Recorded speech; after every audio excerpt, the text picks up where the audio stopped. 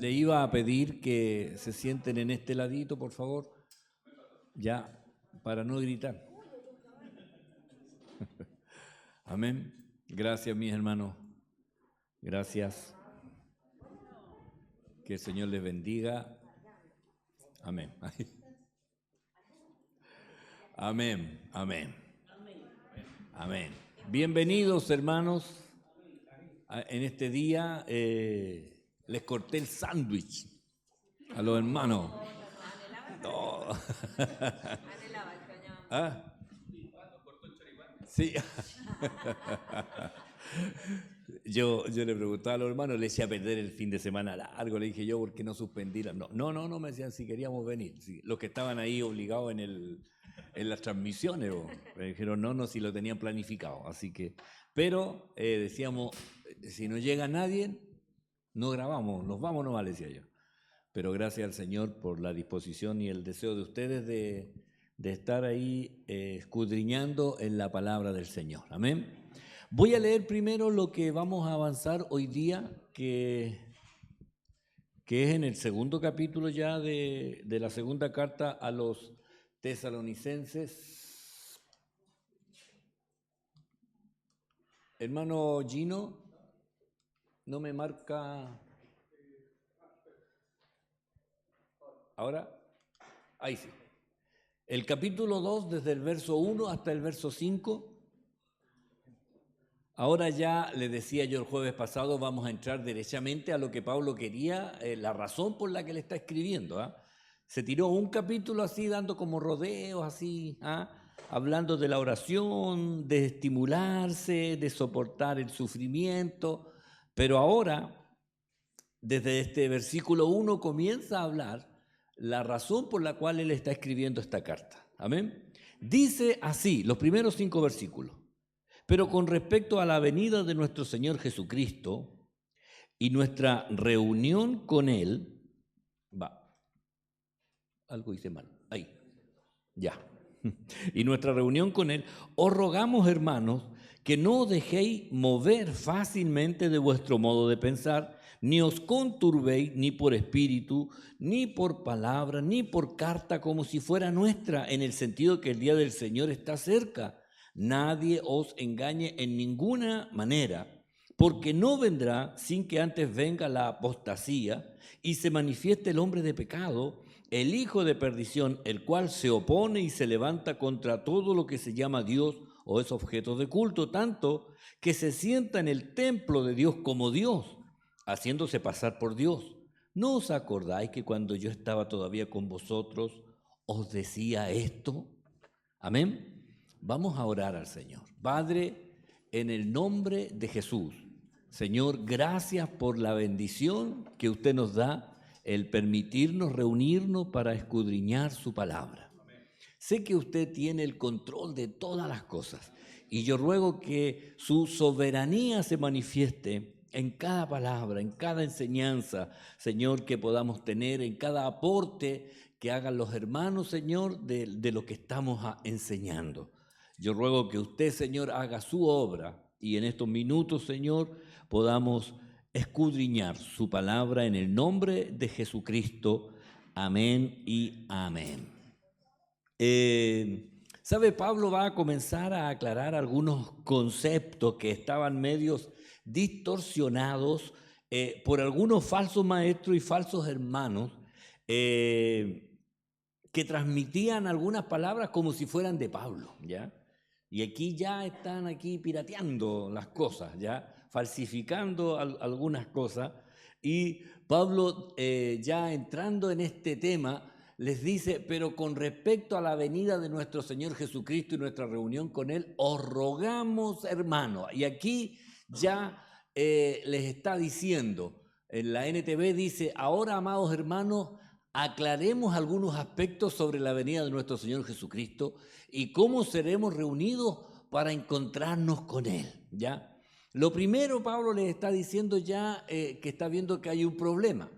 Algunos teólogos hablan de que en este versículo habla de dos acontecimientos: la venida de nuestro Señor Jesucristo y nuestra reunión con Él. ¿Ya? Algunos dicen que son dos eventos y otros dicen que es un solo evento en realidad, y que lo está señalando como lo más próximo que va a suceder. Aunque cuando empieza a dar algunos parámetros, si nosotros ordenamos las cosas cronológicamente, nos daríamos cuenta que como que está hablando de la venida visible, ¿ya? Y no del arrebatamiento.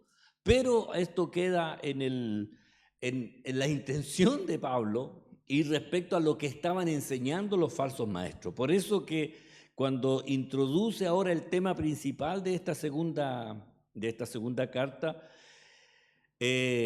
puede aparecer cuando Cristo va a aparecer visiblemente o cuando el Señor ha de venir a buscar a la iglesia, porque sabemos que hay un orden ya de todo lo que viene desde el arrebatamiento,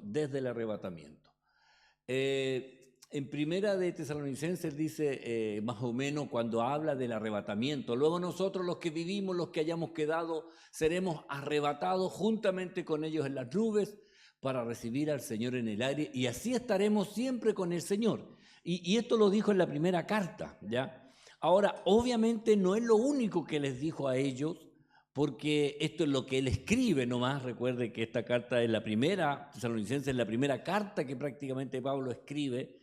Y cuando uno escribe una carta trata de ponerle los puntos más o menos que uno quiere que la persona piense, ¿ya? Así que, y en el 5.1, pero acerca de los tiempos y de las ocasiones, no tenéis necesidad, hermano, que yo os escriba. Esto él les decía esto porque ya les había hablado de esto, pero cuando llegan las noticias de lo que estaba pasando realmente, se da cuenta de que hay algunas situaciones, ¿ya? Y por eso después cuando les escribe a los corintios, más o menos les dice: he aquí os digo un misterio, no todos dormiremos, pero todos seremos transformados en un momento, en un abrir y cerrar de ojos, a la final trompeta, porque se tocará la trompeta y los muertos serán resucitados incorruptibles y nosotros seremos transformados. Yo no sé si usted se acuerda cuando por primera vez escuchó esto. Porque cuando uno llega a Cristo, uno llega por una necesidad de perdón, uno llega por alguna necesidad de algo, a veces una sanidad, una enfermedad, un vacío existencial, y llega a Cristo y uno dice: bueno, ahora hay algo especial en mí. Yo le digo, cuando llegué a Cristo, llegué porque me sentía vacío en realidad. Y no tenía idea de que iba a haber un arrebatamiento, de que el Señor nos iba a venir a buscar, de que iba a sonar la trompeta.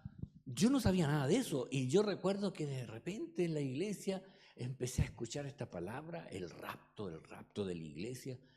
Y yo no entendía nada. No entendía esto del rapto de la iglesia, el arrebatamiento, la segunda venida del Señor. Sabía que Él iba a venir por segunda vez, pero no sabía cómo iba a ser eso. Y yo creo, mire, Pablo fundando iglesias, donde primero discutía con los judíos lo echaban y se volvía a los gentiles. Era más o menos el método, ya estaba acostumbrado.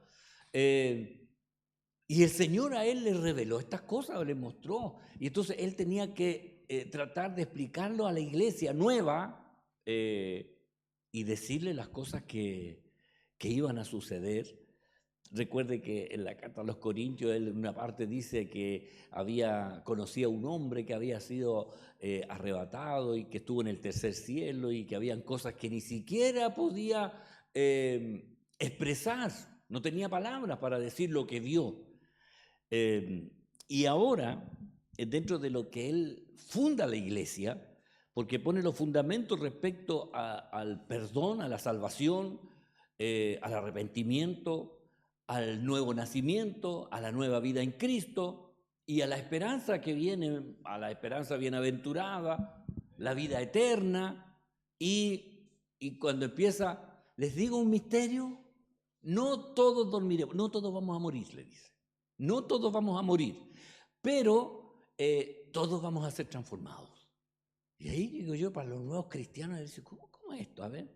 Y por eso tiene que decirle, en un momento, en un abrir y cerrar de ojos, a la final trompeta, se tocará la trompeta y los muertos serán resucitados incorruptibles, los muertos en Cristo. Y luego dice, y nosotros seremos transformados. Y ahí uno dice, oye, ¿cómo irá a ser? Entonces, y yo recuerdo en ese tiempo que de repente se empezó a hablar del arrebatamiento en la iglesia. Oiga, era el tema de todos los días y uno pensaba que en cualquier momento iba a pasar. Entonces, había muchos testimonios, habían cosas y de repente también falsas enseñanzas de fechas, de que tenía que venir un terremoto primero, y todos estaban en esa onda. Uno andaba viendo el arrebatamiento en cualquier momento y era en realidad un deseo, pero también era un temor. Yo me acuerdo de mis primeros tiempos y yo decía, ¿y si no me voy? ¿Y si no me voy? Y estaba en eso. Yo creo que les conté el testimonio de una hermana llegó a la casa del colegio y él miró por la ventana, pasa por la ventana, así como aquí, la puerta allá. Y ella pasa mirando y ve que la mamá está revolviendo la olla, que el papá está leyendo el diario y avanza y empieza a buscar la llave para abrir. Y en ese momento, la perrita que tenían en el dormitorio tiene los perritos. Entonces el hijo chico dice, están naciendo los perritos y todos salen corriendo a la pieza y justo la niña abre la puerta. Y cuando entra, ve la olla donde estaba la mamá y que la cuchara de palo seguía moviéndose sola por la inercia que la había estado revolviendo. El diario estaba en el suelo y la niña lo primero que pensó, vino el Señor y me quedé. Y estaban todos viendo los perritos nacer. Y de repente escuchan que está llorando adentro en el living, de rodillas. Señor, perdóname, me quedé, perdóname, por favor, dame una oportunidad. Y ahí salen todos de la pieza a mirarla. Y es porque estaba tan, el mensaje del arrebatamiento estaba tan presente que todos lo andábamos pensando así. Todos pensábamos así. Ayer con mi esposa veníamos de Playa Ancha, fuimos a estar con mi mamá. Y cuando veníamos de vuelta, nunca nos había pasado que no venía nadie en la carretera. Eran las 5, si no me equivoco, de la tarde, o las 6 más o menos. Bajamos por Avenida España y ya se veían pocos autos. Y cuando entramos al Troncal Sur, no había ni un auto hacia acá, pasaban para allá, ¿sí? Y ¿sabes? Era tan extraño, me podía mover a cualquier pista, aceleraba, si quería me paraba, nada, no había nadie. Oiga, increíble. Y cuando lo conté, lo primero que me dijo el hermano Gino, usted pensó que era el arrebatamiento. Se fueron todos menos yo. No. Pero si hubiera estado en ese tiempo, yo creo que lo habría pasado por mi mente, habría pasado por mi mente. Pero entonces, ese era el tema central de todas las iglesias que estaban comenzando, hermano. Era el tema central. Por eso, respecto a la venida de nuestro Señor Jesucristo, le dice que no os dejéis mover fácilmente vuestro modo de pensar, ni os conturbéis ni por espíritu, ni por palabra, ni por carta, como si fuera nuestra, en el sentido de que el día del Señor está cerca. Esto parece raro, porque en toda la Escritura dice Cristo viene pronto. Y aquí Pablo está diciendo, momentito, no están cerca. Pero no es que esté diciendo que esto va a pasar mucho tiempo. Lo que pasa es que ellos estaban saltando todos los pasos o todas las situaciones que iban a suceder antes que el Señor viniera, ¿ya? No se dejen sacudir con cosas tan frívolas o banales de vuestra firmeza mental, dice, de lo que yo les enseñé en la Nueva Biblia Viva, dice, no se alteren ni se turben si llegan a sus oídos mensajes de individuos que dicen haber tenido mensajes del Espíritu o mensajes de Dios, orales o escritos, diciendo que el día del Señor ya llegó. Ni siquiera si afirman que hemos enviado una carta en la que sostenemos eso mismo. Fíjese, Pablo. Entonces le está diciendo, claro, la enseñanza era de que Cristo ya había venido, que ya habían sido transformados algunos y que estaban en el proceso. Yo no sé, busqué cuáles eran las enseñanzas, pero ¿sabe? eran cuestiones tan, como era básico en realidad el conocimiento que tenían, entonces eran cosas que decían, no, si el Señor ya vino, si ya se llevó a los apóstoles. Entonces decían, de veras, no queda ninguno. Entonces empezaron a decir, entonces ya llegó el Señor. Entonces decía, bueno, ¿en qué etapa estamos ahora? Fíjese que en Efesios dice, para que ya no seamos niños fluctuantes llevados por doquier de todo viento de doctrina o por estratagema de hombres que para engañar emplean con astucia la artimaña del error.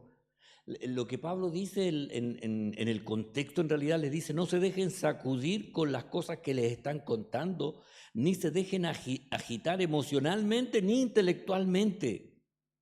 Entonces dice, ni por espíritu, o sea, ni una profecía podía decir lo contrario de lo que él ya había enseñado y señalado, no, ni siquiera por profecía, o por palabra, oralmente, ya, porque los maestros de ese tiempo no transmitían la enseñanza por redes sociales, no mandaban los mensajes, sino que era oralmente. Y llegaban algunos que decían, traigo un mensaje del apóstol Pablo.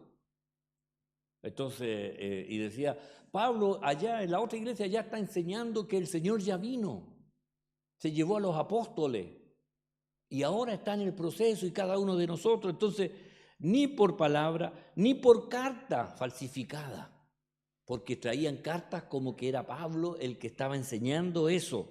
Entonces, por eso habla de esto, ¿ya?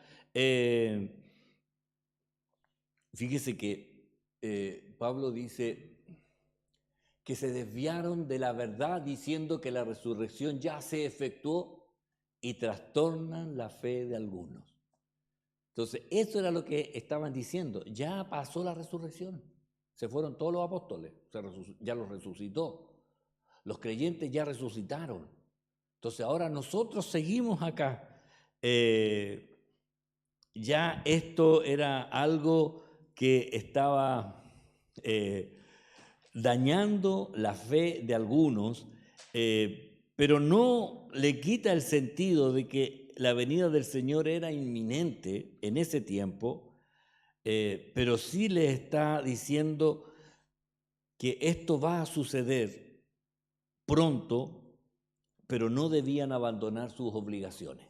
Recuerden que lo veíamos en la primera carta, que muchos, creyendo que la venida del Señor era tan pronto, que dejaron de trabajar, dejaron de producir y vendieron las cosas que tenían y empezaron a vivir y a ir a las casas de los otros hermanos y ellos hacían que tenían una vida más espiritual que el resto. Entonces, para que usted considere en realidad que a veces las malas interpretaciones llevan a tomar malas decisiones.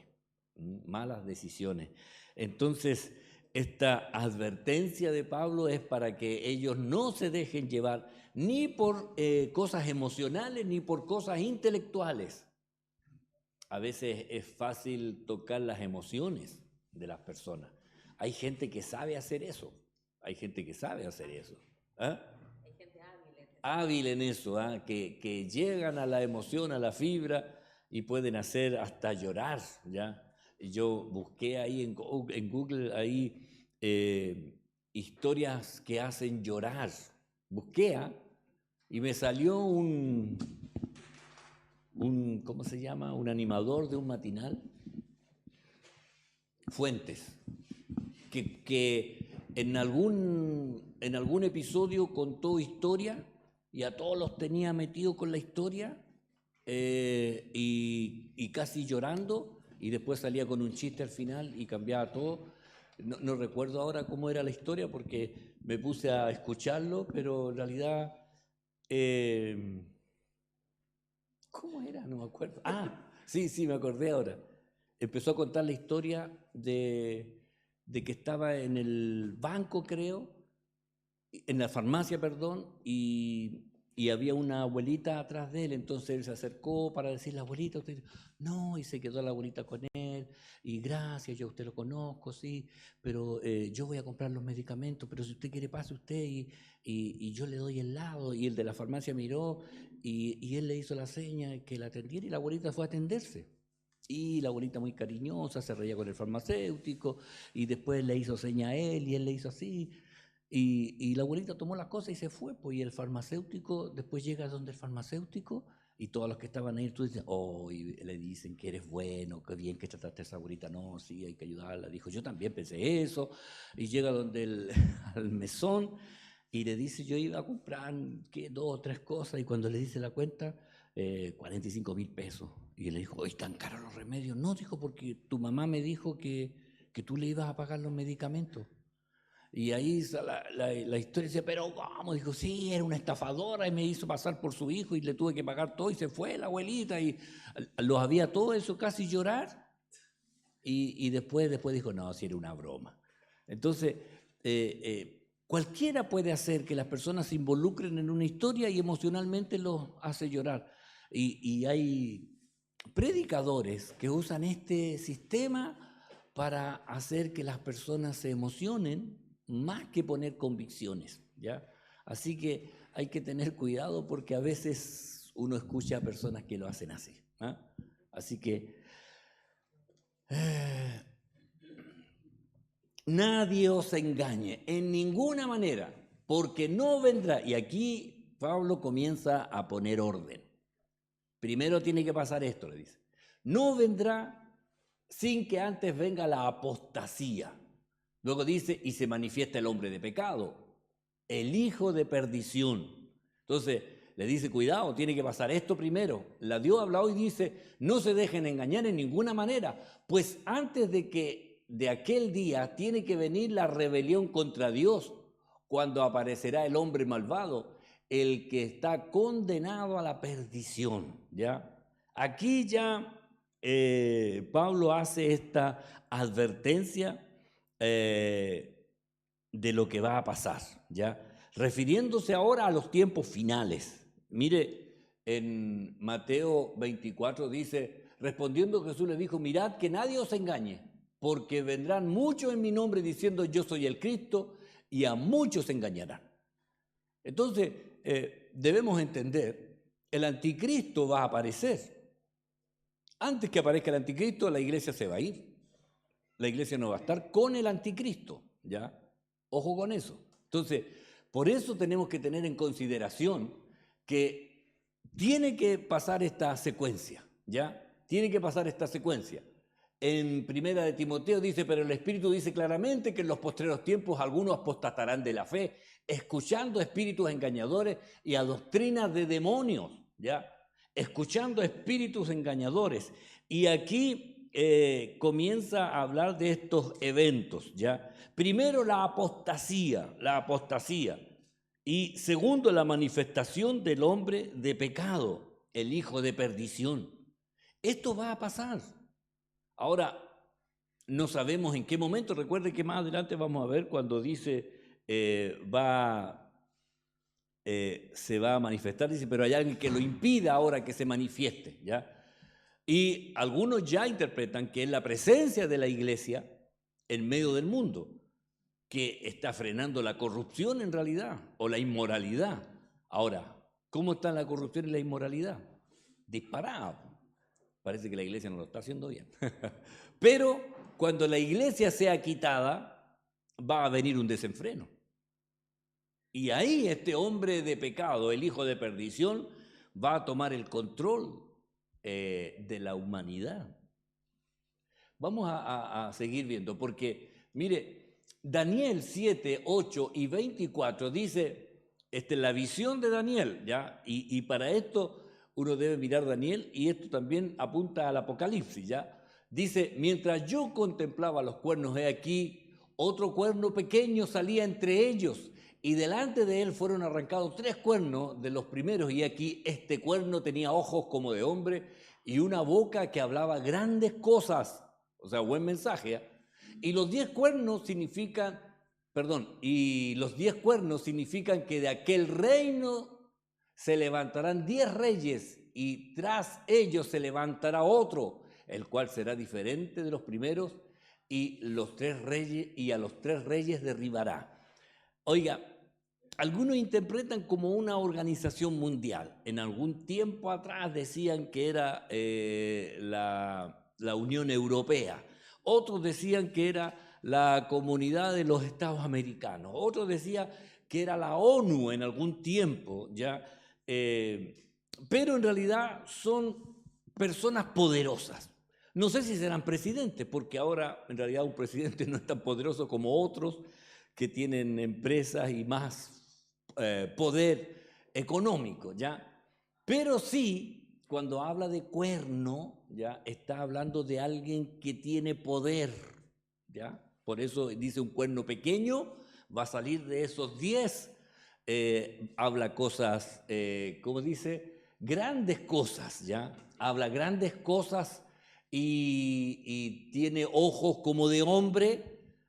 Ahora uno puede echar a andar la imaginación y puedo decir, con la inteligencia artificial se pueden hacer muchas cosas, ¿ya?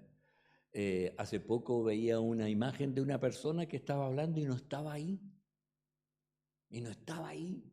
Y era un profesor que se suponía, y demostraron que podían hacer esta, aunque de repente como que se nos da, pero, o sea, debe haber algo ya más perfecto que eso, que tenía aspecto de hombre, tenía ojos como de hombre y hablaba grandes cosas. Entonces debemos considerar, en Apocalipsis 13:11 dice, después vi otra bestia que subía de la tierra y tenía 2 cuernos semejantes a las de un cordero, pero hablaba como dragón, ¿ya? O sea, hace la diferencia. El cordero, ¿cómo es? Manso, humilde, aspecto apreciable, cariñoso casi. Cuando los niños ven un cordero le ponen nombre al tiro y lo acercan y lo toman. Pero hablaba como dragón. Y el dragón, ¿qué tira? Fuego, ¿ya? Entonces, una distorsión de una cosa con la otra, para que considere en realidad. Y yo dije, Pablo debió haber hecho un esquema. Esto le faltó a Pablo. Haber hecho un esquema, un dibujito, así, siendo primero. ¿Ah? Claro, le voy a decir, sí, le faltó, ya. Entonces me puse a buscar un esquema de todo lo que debería suceder, ¿ya? Lo hice en esta hoja, no lo hice yo, en realidad lo copié, ¿ya? Le saqué algunas cosas que no correspondían, ¿ya? Pero por lo menos hay 12 eventos que van a suceder, ¿ya? De los cuales la mayoría ya pasaron, pero borré los que ya pasaron y dejé desde el rapto de la iglesia. Le iba a sacar fotocopia, pero se me olvidó que era feriado. Así que esto va a quedar para sacarle copia para el próximo jueves, se los entrego, ¿ya? Pero lo pegué acá en el PowerPoint, pero lo vamos a pasar rápido porque después lo vamos a ver porque tiene muchos versículos, ¿ya? Tratando de hacer un esquema de los últimos hechos, ¿ya? Y para que ustedes lo consideren. Ahí está. Primero es el rapto de la iglesia. O sea, ¿qué es lo que debe pasar primero? Lo más próximo, la profecía que se debería cumplir, el arrebatamiento, el rapto de la iglesia, ¿ya? Y ahí dice, Cristo viene en las nubes para arrebatar a todos los que confían en Él. En realidad tiene más cosas escritas, pero traté de resumirlo para que cupiera acá.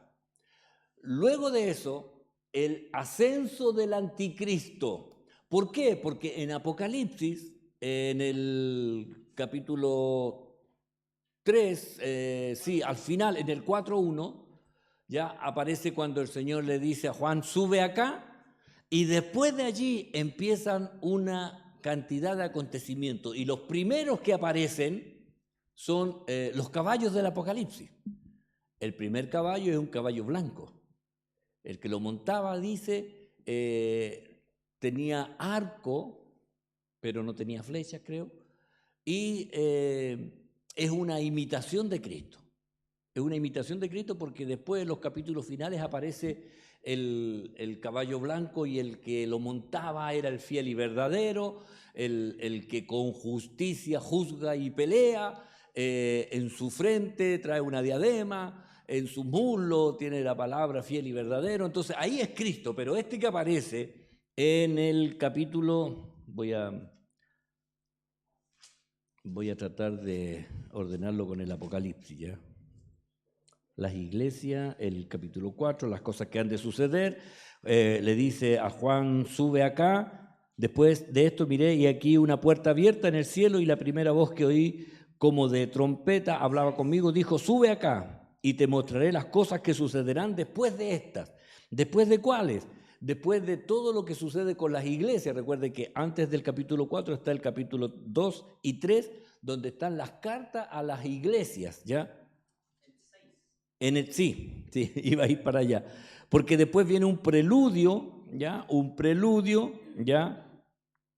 Sobre el rollo, sobre los 7 sellos, y el capítulo 6, la visión de los 7 sellos. Y aquí comienza a mostrar lo que va a suceder. El Cordero abrió uno de los sellos y uno de los 4 seres vivientes, es decir, como una voz de trueno, ven y mira, y miré, dice Juan, y aquí un caballo blanco.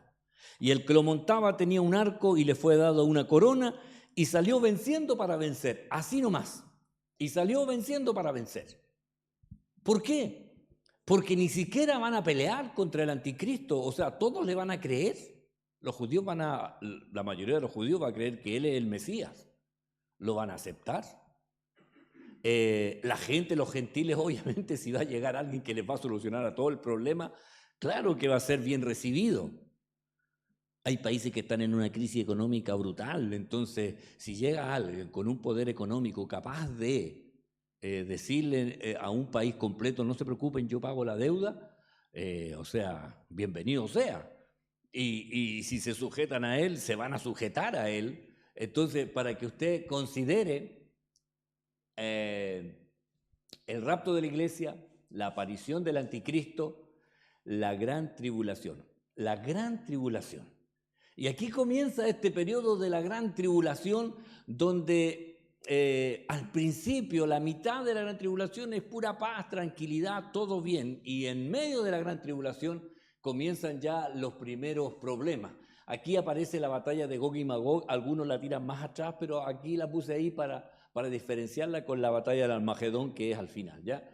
Después viene la abominación desoladora. Todo esto va a pasar en la tierra mientras la iglesia no esté, ¿ya? Después viene la batalla del Armagedón. Después viene el juicio a las naciones, la condena de Satanás, el reino milenial de Cristo, la última batalla al final de los 1000 años, el juicio del gran trono blanco y la nueva creación. Ahora, esas dos presentaciones están en esta hojita, pero como no la tengo para entregársela, las vamos a ver el próximo jueves. Ya la vamos a ver el próximo jueves, pero la vamos a ir viendo por los textos que están, para tenerlos también escritos y no tener que buscarlos. Entonces, Pablo lo que quiere hacer es poner el orden de lo que va a suceder para que ellos estén expectantes de saber que Cristo puede venir en cualquier momento, pero no que ya haya pasado, ni que ya haya sido la resurrección, como le dice a Timoteo, para que lo explique en la iglesia de Éfeso, porque algunos están enseñando que ya fue la resurrección, dice Pablo a Timoteo. Entonces, ¿por qué? Porque había muy malas enseñanzas respecto de los que estaban viniendo, ¿ya? Así que, por eso, ¿ya? Y aquí hablando del hombre de pecado, del anticristo en realidad, dice, el cual se opone y se levanta contra todo lo que se llama Dios o es objeto de culto, tanto que se sienta en el templo de Dios como Dios, haciéndose pasar por Dios. Esto va a ser el anticristo. Se va a hacer pasar como que fuera. En la TLA dice, ese hombre está en contra de Dios y todo lo que está dedicado a Dios, hasta pondrá su trono en el templo de Dios y afirmará que él mismo es Dios. Esto es lo que hará el anticristo, ¿ya? Entonces, para que consideremos, para Pablo, y en ese tiempo había un hombre tan perverso, ¿ya? Como Antíoco Epífanes, creo que así era, que muchos piensan que se refería a él, ¿ya? Pero ese no era el verdadero anticristo. Y la verdad es que han habido muchos perversos, Y uno podría ir enumerando de que hicieron matanzas. Algunos pensaron que era Hitler el anticristo en ese tiempo.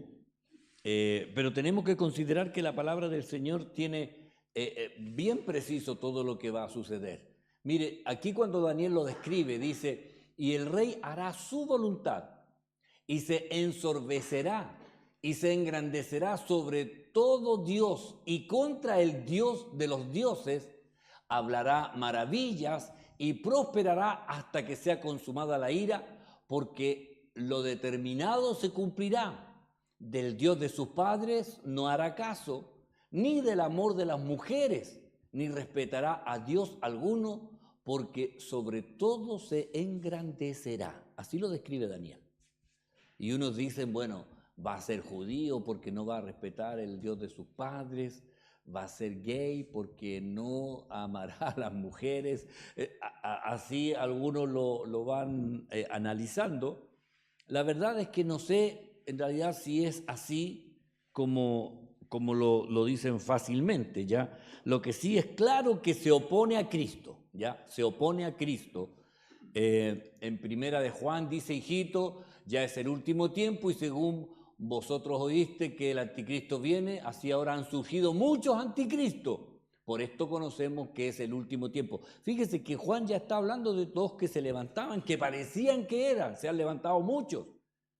Pero hay uno que va a ser, ¿ya? Porque en todos los tiempos siempre se han levantado, incluso en este tiempo, hace muy poquito, los judíos ortodoxos estaban proclamando al Mesías, a un joven que estaba allí, que hablaba súper bien y respondía a todas las preguntas que le hacían.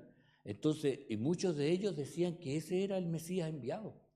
Pero se mandó alguna falla y lo hicieron desaparecer, ¿ya? Así que, pero siempre han surgido, siempre han estado allí aquellos que quieren distorsionar la obra de Dios. Fíjese que Daniel 7:25 dice, y hablará palabras contra el Altísimo, y a los santos del Altísimo quebrantará, y pensará en cambiar los tiempos y la ley, y serán entregados en su mano hasta tiempo y tiempos y medio tiempo. Aquí dice, bueno, ¿qué está hablando? ¿El tiempo, meteorología? No. No. Está hablando de la duración que tendrá el gobierno que él tendrá o la facultad que le va a dar Dios de hacer lo que debe hacer. Porque aunque parezca extraño, Dios es el que permite. Dios, recuerde que Dios es el que levanta y quita, los reyes. Él es el que permite todas las cosas que suceden, aunque nosotros encontremos que sea malo. O sea, diríamos, ¿por qué Dios permite que Maduro esté gobernando Venezuela? Pero Dios lo permite. Aunque los hombres quisieran que no fuera así, aunque todo el mundo quiera que no sea así, que pareciera que fuera así ahora, pero Dios es el que permite las cosas. Y cuando uno está en la soberanía de Dios, aunque no lo entienda, tiene que saber que Dios es el que hace las cosas. Y Dios las permite. Y seguramente debe tener algún propósito que para nosotros hoy es desconocido, pero que Dios sabe que es necesario, ¿ya? Aquí hablará contra el Altísimo. Bueno, ya nos hemos acostumbrado de gente que habla en contra de Dios. Yo recuerdo hace muchos años atrás, la hermana Mora Irma tiene un hijo que se graduó como abogado. Y en ese año, estoy hablando después del año 2002, debe ser 2003, 2004, no recuerdo, una vez les conté y alguien buscó la fecha, donde la Corte Suprema decidieron que los nuevos abogados no jurarían con la mano en la Biblia. Decidieron que ya no era eso. ¿Por qué? Porque ellos ya no tenían la Biblia como norma de moral, sino que era la Constitución. Entonces tenían que jurar sobre la Constitución chilena y no sobre la Biblia como lo hacían hasta antes del año 2003 o 2004. Y sacaron la Biblia de la Corte Suprema. Entonces, esta forma que tiene el enemigo de ir tratando de sacar todo lo referente a Dios ya es un hecho. En Estados Unidos sacaron las Biblias de los colegios, hace tiempo allí un predicador lo mencionaba. Luego en un estado prohibieron los símbolos religiosos como la cruz. ¿Cuál era el otro símbolo? El de los... no me acuerdo. Era la cruz, y el otro símbolo que estaba haciéndose notar, la cosa es que ya prohibieron todo lo que fuera relacionado con símbolos sagrados, ya estaban prohibidos en un estado en Estados Unidos. Nada que haga referencia a Jesús en las poleras, en los campeonatos mundiales ya no pueden hacer propaganda religiosa, ya. Entonces, en este tiempo ya como que es casi normal ya que digan que no se puede hacer eso. A lo mejor decíamos hace años atrás, decía, pero ¿cómo van a prohibir la Biblia? Pero la prohibieron ya. Y de verdad en algunos países ya, bueno, hay países como Corea del Norte que está prohibido absolutamente, aunque de Corea del Sur mandan globos con Nuevos Testamentos y cosas, y los otros mandan globos con excremento al otro lado. Oiga, una guerra de globos que, que parece extraño, pero es verdad. Entonces, consideremos, hermanos, el tiempo en que nosotros estamos viviendo. Para nosotros, en realidad uno podría decir, pero ¿cómo va a pasar? Y esto está pasando ya. Esto ya está pasando.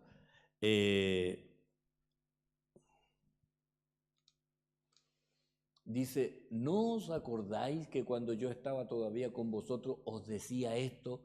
¿Y a qué se refiere? ¿Qué les decía Pablo? Le hablaba de los acontecimientos finales.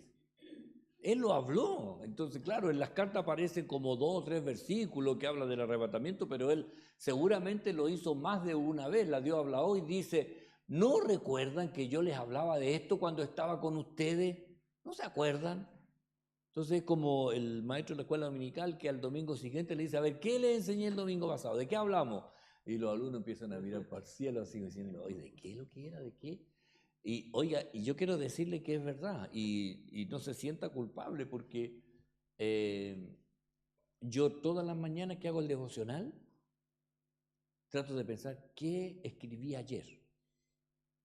Pues yo trato de hacer un devocional un día del Antiguo y un día del Nuevo, un día del Antiguo y un día del Nuevo Testamento, así voy, ¿ya? Para no repetir. Y en la Biblia que tengo, le hago un círculo a cada versículo que he hecho devocional. Entonces, para no repetirlo, tan marcado. Entonces yo de repente estoy orando y el Señor me dice, y busco, digo yo, Señor, ya lo hice, así que tengo que hacerlo de nuevo. Y busco otro hasta que me aparece uno que no. Pero se me olvida.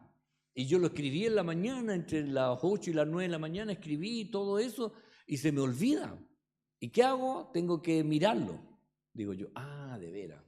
A veces trato de hacer el ejercicio, digo, no voy a mirarlo hasta no acordarme, y sigo ahí esperando, y la neurona no quiere conectarse, no quiere conectarse, entonces tengo que mirar, digo yo, fue el de Daniel, ya, y ahora digo ya, y ahí recuerdo, pero es como encontrar para encontrar ahí la hebra, el enredo, y ahí encuentro, digo, ya, y ahí me acuerdo de todo, pero me cuesta ¿cómo se llama? El motor de partida, así, una cosa así, ¿ya? ¿A usted le pasa eso? Ya. Yo pensé que era el único. Entonces es contagioso. Entonces, y Pablo le dice, ¿y no se acuerdan que yo le enseñé eso? Sí, que no se sienta mal cuando alguien le dice, no me acuerdo de qué fue la clase. No, porque en realidad ya pasa muchas veces. Pero lo que sí me doy cuenta de que hay gente que uno le habla del Señor y dicen, yo sabe que hace como 40 años que no voy a la iglesia, pero siempre me acuerdo de que una maestra de escuela dominical un día me dijo, y sale ahí. Y yo digo, pero sin embargo, cuando le preguntan a los alumnos, ¿qué pasó el domingo pasado? Nadie se acuerda. En 40 años más pregúntenle lo mismo, a ver si pasa, ¿ya? Pero Pablo les dice, acuérdense, y sabe que esta segunda carta, fue escrita 3 meses después. 3 meses. O sea, estamos en septiembre, como en junio, claro, como que en junio él dice, oye, ¿no se acuerdan? Yo estuve con ustedes y le hablé de esto. ¿Y cómo ahora cualquiera viene y habla una cuestión y ustedes creen lo otro? Entonces tiene que haber sido bien complicado esto, ¿ah? ¿Y qué le había hablado? Ahí dice, tampoco queremos, hermanos, que ni rey acerca de los que duermen para que no entristezcáis como los otros que no tienen. Oiga, ya le había hablado de esto. En el 5, 2 y 3, porque vosotros sabéis perfectamente que el día del Señor vendrá así como ladrón en la noche, y que cuando diga paz y seguridad, entonces vendrá sobre ellos destrucción repentina, como los dolores de la mujer encinta, y no escaparán. Eso lo vimos nosotros cuando estábamos en 1 Tesalonicenses. Pero refiriéndose a que será inesperado, ¿ya?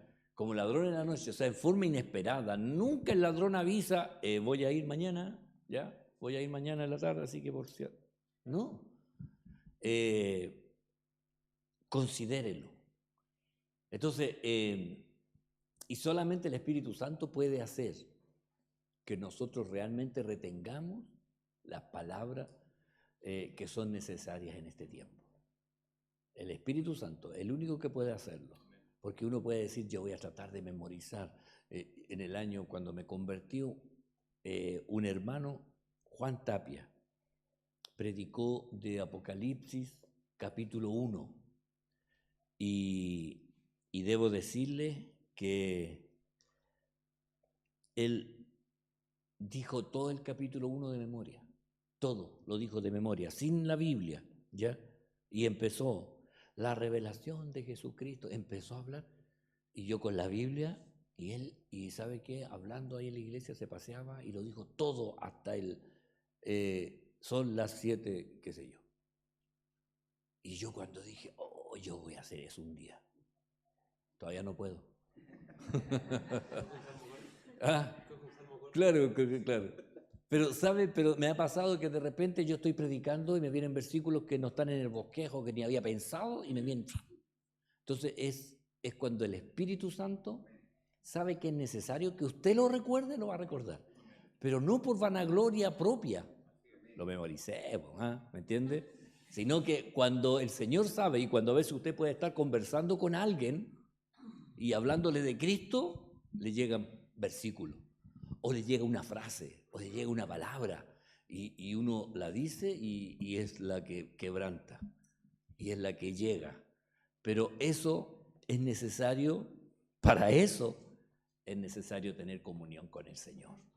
¿Ya? Es necesario estar afinado, estar con el Wi-Fi espiritual encendido, ya conectado con lo que Él nos quiere decir siempre. Amén.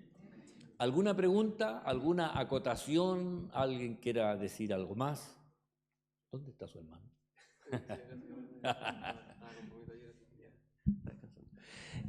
No, que a pesar de todo lo que hablaba Pablo aquí en estas cartas, es impresionante. Igual todavía existen 4 posturas del Apocalipsis, que son la preterista, historicista, idealista y la futurista, porque es la que queremos nosotros. Pero, o sea, hay gente que todavía piensa que el Apocalipsis es algo que ya pasó, que tenía que ver con la destrucción de Jerusalén, qué sé yo, ya pasó. Histórico es como que está pasando, pero los símbolos como que dan un poco lo mismo y no pasa nada con eso. Los idealistas es todo como, no, es simbólico del bien y el mal y algo que son enseñanzas espirituales para nosotros, pero como que no va a pasar nada. Entonces, a pesar de todo lo que dice Pablo y especialmente el versículo 5, ¿no se acuerdan acaso de lo que hablamos? Es impresionante que hay gente que en realidad no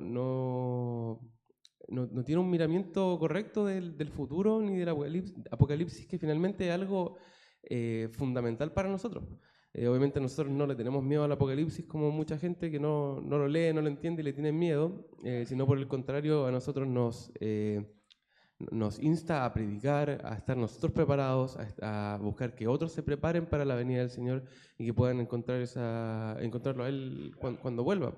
Entonces, como todas las demás posturas, se olvidan un poquito de eso y es como, ya, vivamos nomás. Claro. Pero la postura bíblica nos insta a estar preparados, ¿ya? Nos insta a estar preparados, porque todas las otras posturas en realidad son netamente intelectuales, ¿ya? Así que por eso consideremos, hermanos, lo que estamos viviendo. El próximo jueves voy a traer esto en fotocopia, ¿ya? Y voy a tratar de tener todos estos versículos que están aquí en un PowerPoint para que vamos rápidamente viéndolo y cotejándolo con las escrituras, ¿ya? Pero lamentablemente hoy día era feriado. Amén. Le invito a ponerse en pie, vamos a orar al Señor dando gracias. Amén. Dando gracias por la bendición de poder estar juntos. Es bueno, hermano, estar juntos.